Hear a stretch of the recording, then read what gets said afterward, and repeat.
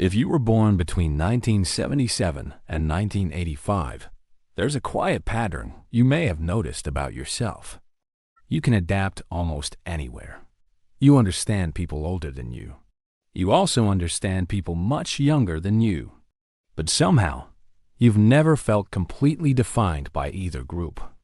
There's a sense that you grew up in between worlds. Not fully one thing, not fully another. And for a long time, many people thought that feeling was simply personal, just personality. But psychology suggests something different. It may actually come from the moment in history you happen to grow up in.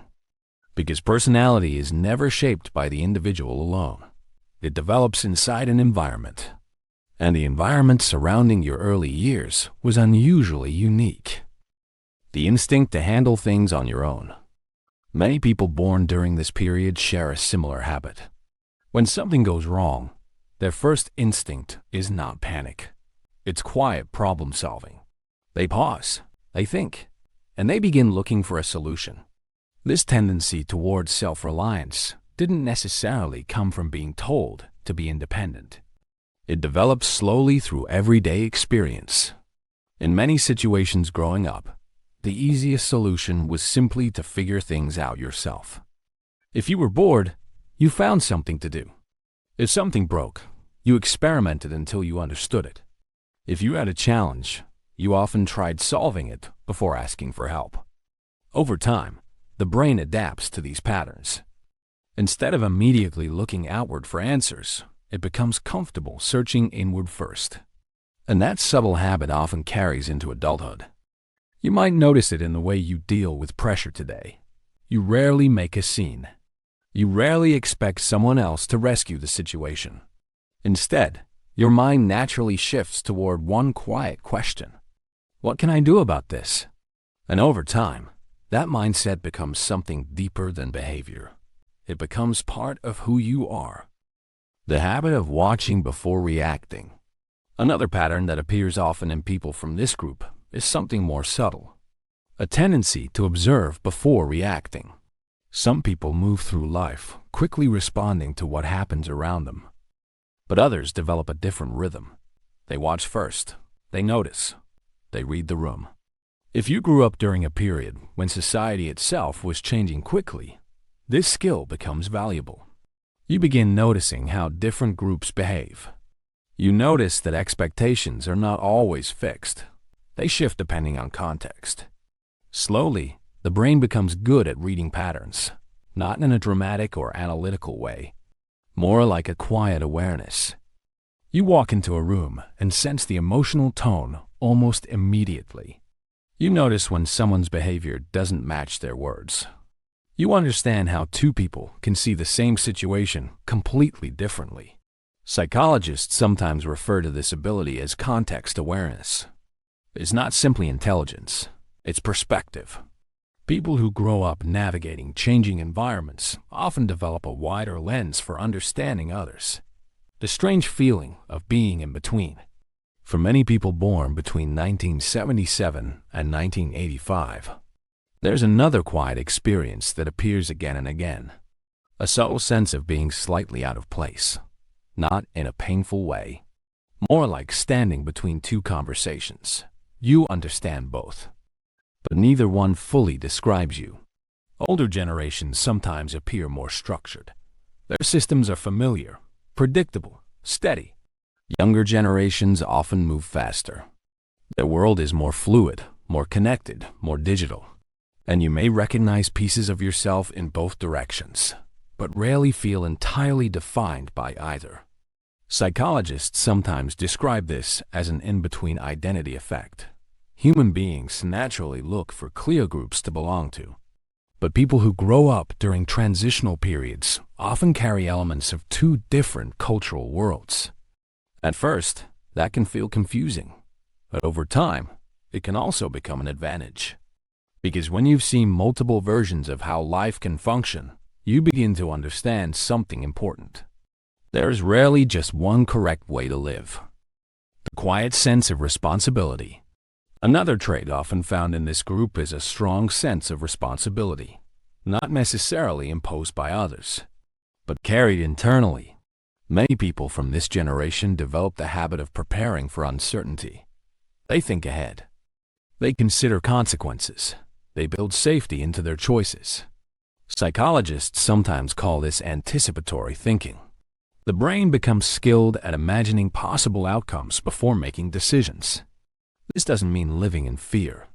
It simply means stability becomes important. You might notice it in everyday life. Keeping some savings aside. Planning more than one path forward. Taking time before committing to something permanent. From the outside, these behaviors can look cautious. But internally, they often come from experience. The mind remembers that circumstances can shift quickly, so it learns to build stability wherever it can. Why meaning often matters more than attention. There is one final pattern that appears frequently in people who form their identity during this period. They often value meaning more than attention. In modern culture, attention has become a kind of currency. Followers, views, public recognition. But many people who develop their sense of self before constant digital feedback tend to prioritize something else. Depth, real conversation, work that feels worthwhile, relationships that grow slowly but remain strong. This doesn't mean rejecting the modern world. It simply means identity was formed before validation became something measured publicly every day. And that difference can quietly shape how someone moves through life. The hidden advantage. When all of these patterns come together, something interesting appears. A particular kind of resilience. Not loud, not dramatic, but steady. The ability to stay balanced while the world changes. People born between 1977 and 1985 often learn this skill without realizing it. They watch systems evolve. They adapted when expectations shifted. They carried pieces of different eras inside one lifetime. And over time, those experiences shaped the way they understand change. Not as something threatening, but as something inevitable. Which means when the ground shifts again, as it always eventually does, the people who have already practiced adapting often move forward with surprising calm. Not because they are stronger than anyone else, but because, in many ways, they've already learned how. Maybe that's why people born between 1977 and 1985 often carry a strange mixture of feelings when they look back. A little pride, a little nostalgia, and sometimes a quiet sense that they witnessed something rare. Because you didn't just grow up in one version of the world. You watched one world slowly fade, and another one quietly appear.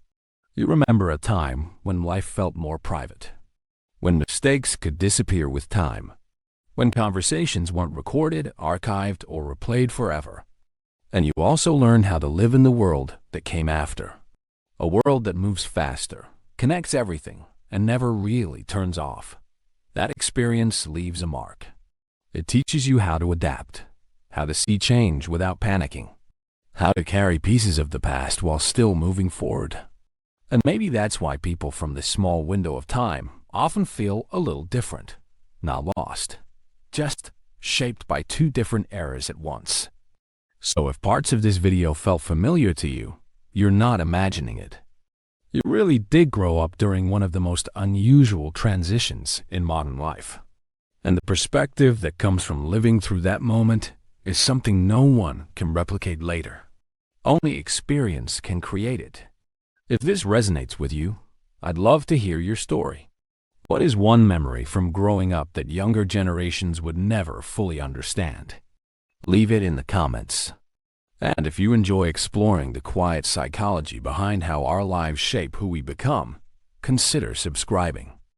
Because the human mind still holds many stories like this, waiting to be understood.